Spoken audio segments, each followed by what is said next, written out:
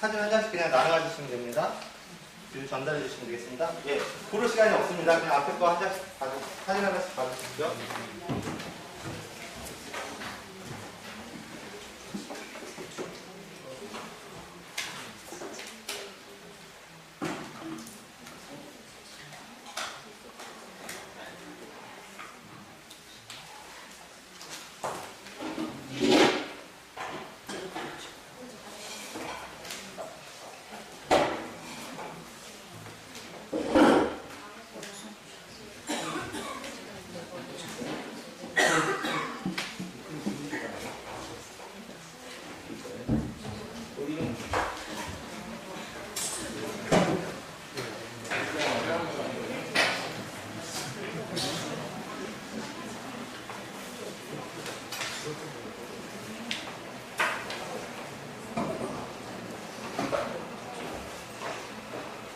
자, 선생님들이 받으신 꽃 사진은 제가 아까 조금 전에 힌트를 드렸는데요. 꽃 사진 모자라세요, 혹시? 이쪽 뒤에 남은 거 옆으로 옮겨주시겠어요? 교육은요, 교육 철학이 중요하고 교육 철학은 자기 교육 과정을 만들게 합니다. 무슨 얘기냐면요, 이 꽃 사진은 누가 찍은 걸까요? 제가 찍은 겁니다. 어디서 찍었을까요? 제가 사는 동네에서 찍은 겁니다.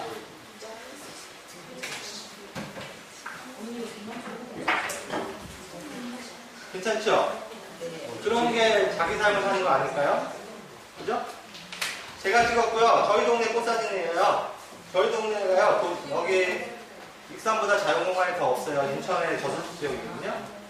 근데 이거 보여주면 첫 번째 방에 아이들이나 선생님들이라면 우리 동네에 꽃이 이렇게 많아? 뭔가요? 사유, 둘러보기를 안 하면 꽃이 안 보여요.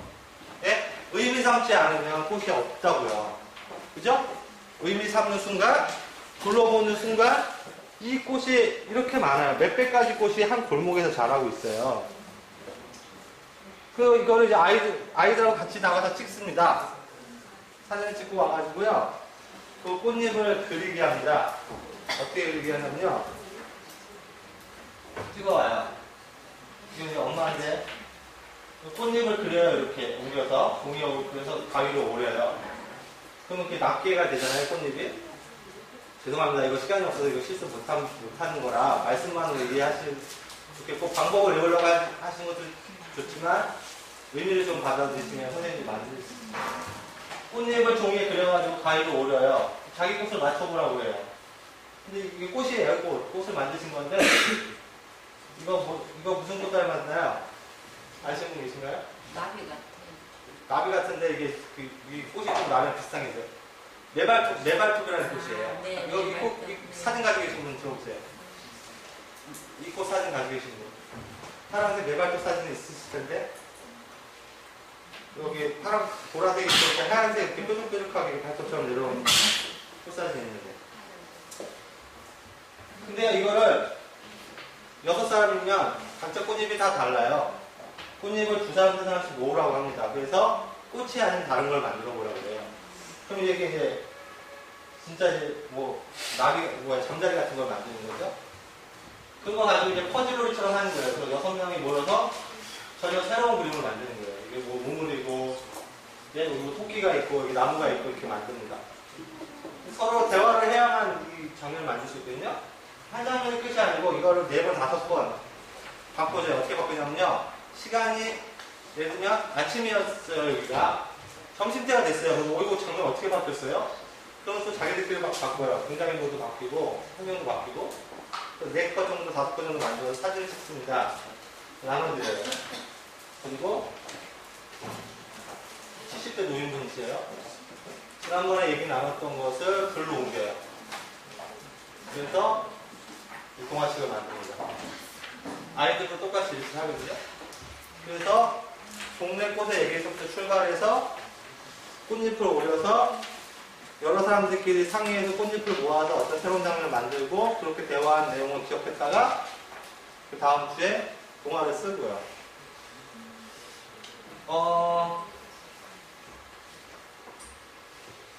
이건 제 경우라서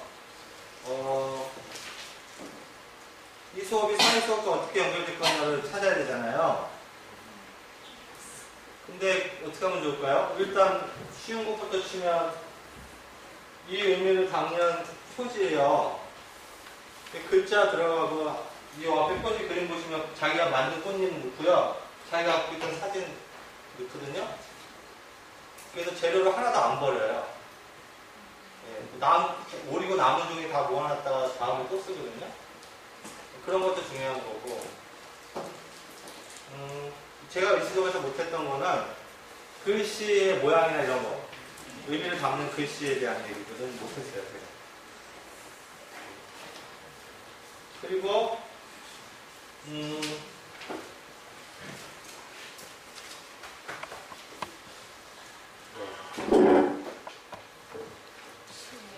일반은 그냥 글씨를 붓을 쓰는 스타일이에요. 그죠? 글씨를 쓰면 되게 쉽죠. 예. 아까 우리 감자 시집 얘기한 거랑 거기 조금 더 나간 것 같아요. 예. 네. 그 정도였지만 선생님들이 또 어떤 해석이 있을까요? 이런 프로그램 뭐 비슷하게 할 수 있는 거나 서해랑 연결점 어떻게 해석할 수 있을까요? 제가 잘 모르는 거라 진짜 여쭤보는 거예요. 동화를 해석하고 보고 뭐 해석하고 동화에 나오는, 그러니까 동화나 만화에 나오는 칼리그래피요? 칼리그래피요? 그죠? 붓글씨로 글자 디자인하는 거. 시각정보 디자인에서는 타이포그래피라고 부르는데요. 그죠?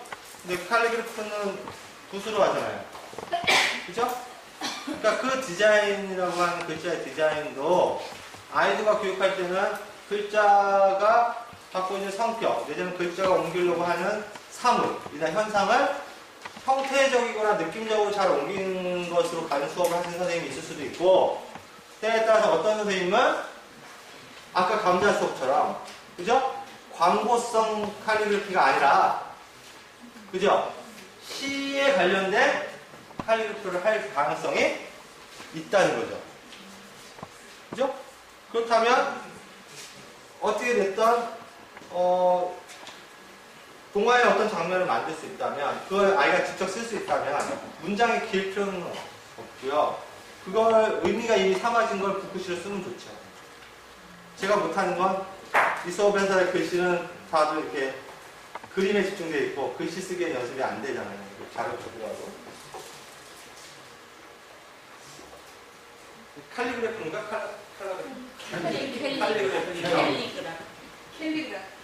캘리그라피. 네, 캘리그라피. 그러니까 그 캘리그라피가 지금 굉장히 많이 뜨고 있잖아요. 뜨고 있는데 사람이나 교육 철학에 따라 달라질 수 있는 게 광고지에서 가져온다는 내용이 있고요. 주변에서 글씨 찾는다는 거 있잖아요. 상점에 글씨나 이런 거 찾아오는 것도 있잖아요. 그런 거로 활용하는 것도 이제 현 시대 문화적으로 필요하니까 가능한 부분인데, 만약에 어떤 사람 선생님은 광고나 이런 식에 연결되는 거가 아니라 예를 들면 시집이라든지, 그죠? 시집들도요, 그 칼리그래피로 되는 것도 좀 있거든요. 그러니까 아이들이 정말 생활 속의 글쓰기를 하고 그것에 맞는 제목을 붙여줄 때 칼리그래피를 만들어 보자라든지, 그러니까 수업을 새로 짠다는 건 그런 게 좀 있다는 거예요. 기존 교환을 해석해서 그대로 쓰는 거가 아니라 선생님들이 좋아하시는 분야나 선생님들이 각각 다른 점들을 활용하셔서 의미를 전달하시는 데 쓸 수 있지 않을까, 그런 생각이 좀 들었습니다. 제가 교육 프로그램에서 만들었던 교과목들이고요. 여기서 넘어가겠습니다. 아까 말씀드렸듯이 주변 돌아다니고 사진 찍고 또 나중에 해석하고 얘기하고 뭘 만들고 그리고 있는 장면. 땅 파죠 아이들이요. 농사 지으려고. 아까 감자 노래 나지 않습니까? 감자꽃을 보려면 감자밭에 가야 되죠. 그래서 아이들한테 직접 그 식물 키우는 교육을 하는 거죠. 봄에서부터 수확할 때까지 밥 교육까지 넣어서 밝힌 장면. 밥을 먹이는데 저희가 학교 운영할 때는 밥을 안 줬어요. 초방에 주고 나중에 버리장머리가 없어지더라고요. 옆에서 선생님이 딱 2명 정도 이렇게 앞치마 입고 버티고 있습니다. 만들어 이제부터 너네가 먹는데 그 대신 재료로 다 준비해놓고 칼도 준비해놓는데 이제 위험하지 않도록 옆에서 딱 도와줄 준비하고 있는 거예요. 질문하고 대답해줘요. 어떻게 하면 된다. 근데 막 나서서 막 도와주다 보니까 체력이 딸려가지고 못해주게 되더라고요. 그리고 이게 좀 생각의 변화가 있었던 거예요. 아, 이게 우리가 밥을 계속 해주는 게 중요한 게 아니라 이 아이가 스스로 그런 삶을 살 수 있도록 도와주는 게 더 중요한 거지, 맞아. 예, 그래서 이제 좀 바뀌어서 스스로 밥을 해서 먹으면 안 되는데요. 네, 그런 거에 대한 앞서서 말씀드렸던 그런 내용이 서예뿐만 아니라 만화로도 적용됩니다. 만화를 좋아하는 친구는 만화로 그리도록 하고요. 그 전에 그림을 연습하는 거고요. 여기도 이제 글자들이 들어가 있죠, 만화에도.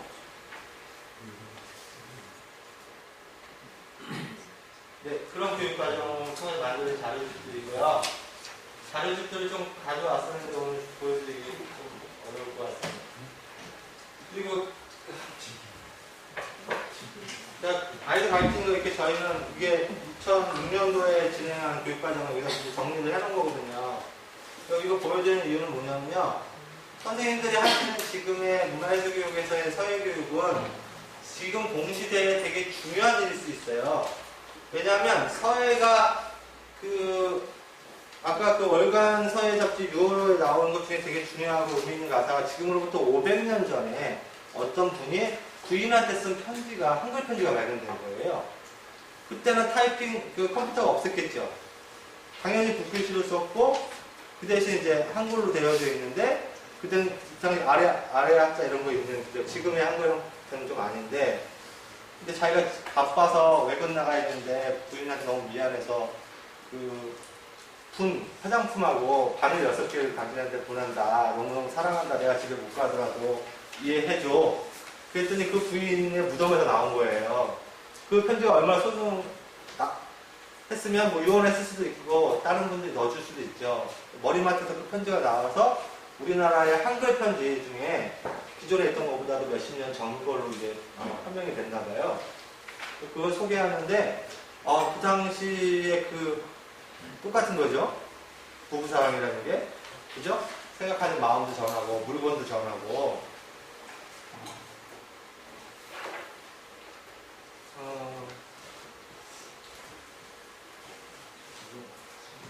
그래서 글이라는 건 의미와 마음을 전하는 데 굉장히 중요한 도구고 요즘 아이들이 그걸 이해하지 못한다면 그 역할을 서예가 좀 해줘야 되는 거 아닐까. 그죠? 서예가 좀 그런 거 좀 해주셨으면 좋겠고요. 아이들 말 쓰거나, 그죠? 단어 선택이나 말에 대한 부분들도 좀 감당해 주시면 좋겠고, 그걸 또 정성스럽게 하는 훈련이 안 되니까, 다른 문화예술 교육은 약간 좀, 서예를 칭찬하기 위해서 다른 교육이 좀 잘 못하는 게 있어요. 뭐냐면, 자유롭게 한다는 핑계로, 그냥 널려놓고 자유롭게 막 하면 끝났어, 잘했어, 작품이야, 이런 경우도 있거든요. 무슨 의도를 맞았는지 아시겠죠? 근데 그런 자유로움이 필요한 경우도 있고요. 그거 말고 훈련이나 수양이 필요한 경우도 있어요. 조화가 있어야 되잖아요. 근데 그런 역할의 균형을 서예가 맡아줄 수도 있다는 생각이 들어요. 근데 다만 만나는 지점을 만들려면 보편적 인간이 갖고 있는 의미삼음이라는 지점에서 만나줘야 되는 거죠. 인간의 삶에 대한 의미에 대해서 서로 얘기할 수 없다면 그것이 다른 걸로 표현되는 것에 갈 방법은 없어요. 연극 생각해 보세요. 삶의 의미가 없으면 연극을 우리가 왜 봅니까? 그죠? 그림은 왜 봅니까? 사실은 삶의 의미가 어떻게 해서든 담기기 마련이거든요. 노래는 어떻습니까? 특히 그렇죠. 노래는 주구장창 그냥 삶에 대한 노래인 거예요. 그래서 제가 여쭤보는 겁니다. 서예 출신이 아닌 제가. 그러면 서예는 어떤 것입니까? 여쭤보는 거예요. 선생님들께서. 서예에도 그런 게 있는 겁니까? 이게 담기는 겁니까? 그렇죠. 그게 맞다면 그런 곳에서 우리가 함께 만나는 거죠. 서예를 하신 분과 그렇지 않은 사람, 서예를 하신 분과 아이들이 똑같은 서예, 선생님들이 하시는 서예랑 그런 훈련과 똑같지는 않을 수는 있지만 그 서예를 통해서 삶의 의미를 교감하는 순간을 맞이하는 것이죠. 그래서 그 순간은 예술이기도 하지만 문화이기도 하고 그 순간이 바로 교육의 순간이 되는 거죠. 그래서 이 아까 말씀드렸던 세 가지 문화와 예술과 교육은 따로따로 있는 것처럼 보이지만 사실은 사람 사는 게 뭘 다릅니까? 그죠? 거기서 삶의 만남이자 삶의 의미를 나눈다면 그것이 곧 문화 교육이자 예술 교육이자 교육의 장면인 것이죠. 네. 그래서 지금 그런 내용들로 교육과정을 계속 만들 수 있고 저희 퍼포먼스 반자라는 홈페이지를 치시면 지금 잠깐 이제 요거는 못 내가지고 지금 이제 병원 다니라고 지금 만기돼서 못 내서 다시 살아있을 텐데요. 퍼포먼스 반자라고 홈페이지 검색하시면 이런 내용들 홈페이지에 와서 보실 수 있고요. 새로 프로그램은 계속 여기 있는 프로그램의 그 98% 이상은 교사회에서 다 새로 만든 거예요. 비슷한 것도 있지만 새로 만들어요. 왜냐하면 아이들이 다르고요. 상황이 다르고 선생님들도 성장이 다 다르기 때문에 매번 했던 것을 반복한다는 건 뭡니까? 10년 전, 20년 전의 삶을 반복할 수 있을까요? 우리 선배님들 좀 대답 좀 그죠? 10년 전, 20년 삶과 똑같이 살 수 없잖아요. 그게 인생이 주는 어떤 의미라면 우리 후배님들 지금은 똑같은 수업을 계속 반복하는 거라고 생각하실 수도 있어요. 하지만 10년 지나면 그럴 수 없다는 걸 아시게 될 거예요. 지금 그렇게 하셔도 나쁜 일은 아니에요. 왜냐하면 그걸 통해서 다른 경험을 하게 되고 시행착오를 하게 되고 또 다른 것을 꿈꾸게 되거든요. 제가 말씀드리려고 하는 건 달라지는 것을 받아들여야 한다는 거죠. 달라지고 싶은 것. 내 걸 하고 싶거나 새롭게 하고 싶은 거를 두려워하지 마시라고요. 그가 그 말을 시키고 있는 거거든요. 누구한테? 나한테 말을 시키고 있는 거예요. 아, 야, 너 수업을 이렇게 한번 해보면 어때? 누군가 옆에서 얘기해요.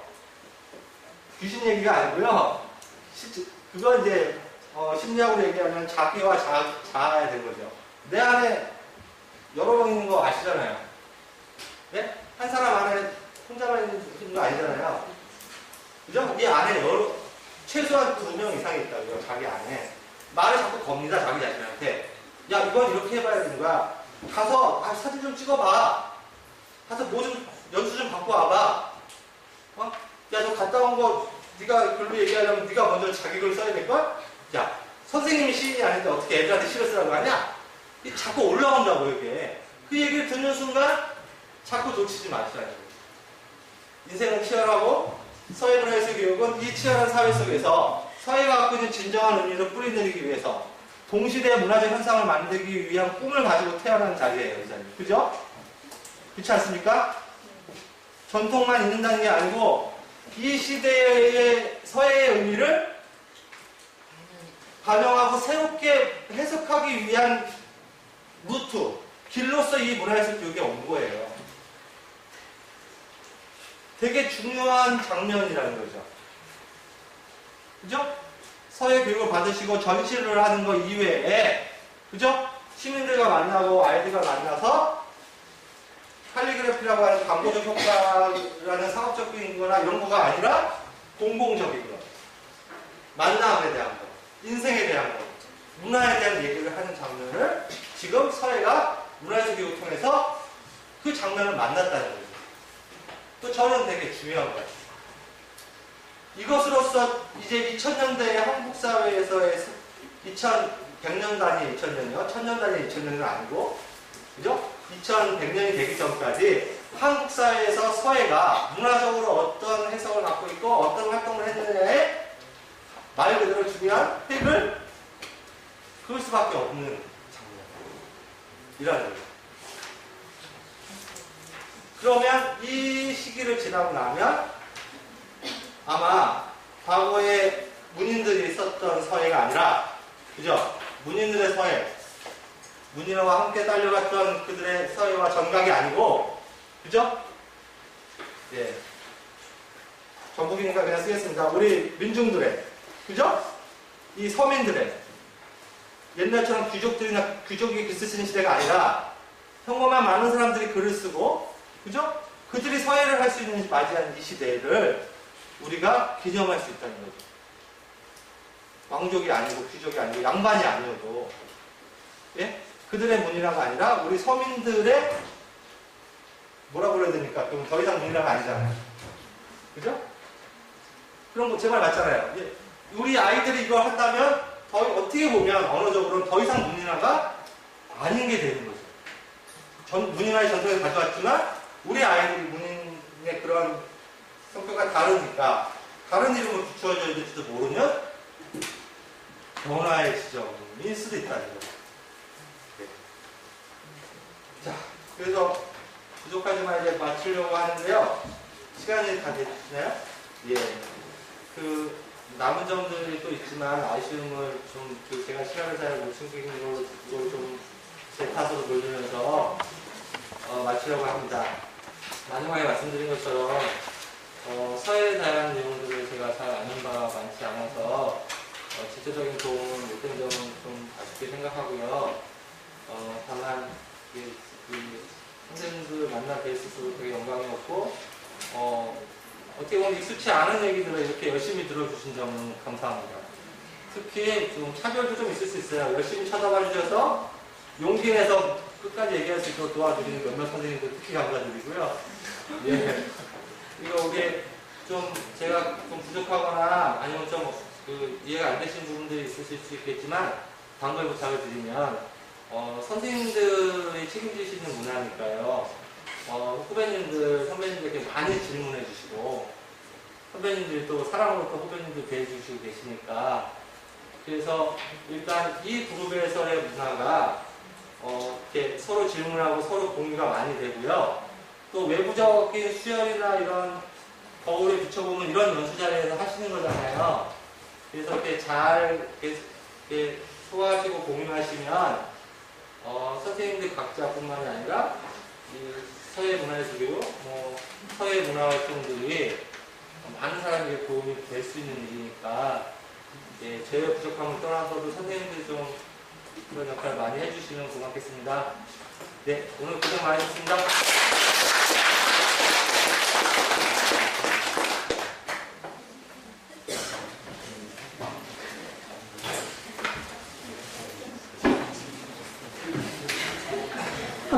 세 시간 동안 긴 강의가 이어졌는데요. 오늘 정말 우리 삶에 대한 의미, 그리고 문화예술 교육에 대한 의미, 사회교육이 지금 아동들에게 미치는 의미에 대해서 깊이 생각해 볼 수 있는 화두를 정말 많이 던져주신 것 같습니다. 3시간 동안 열심히 강의해 주신 구정환 대표님께 다시 한번 큰 박수 부탁드립니다.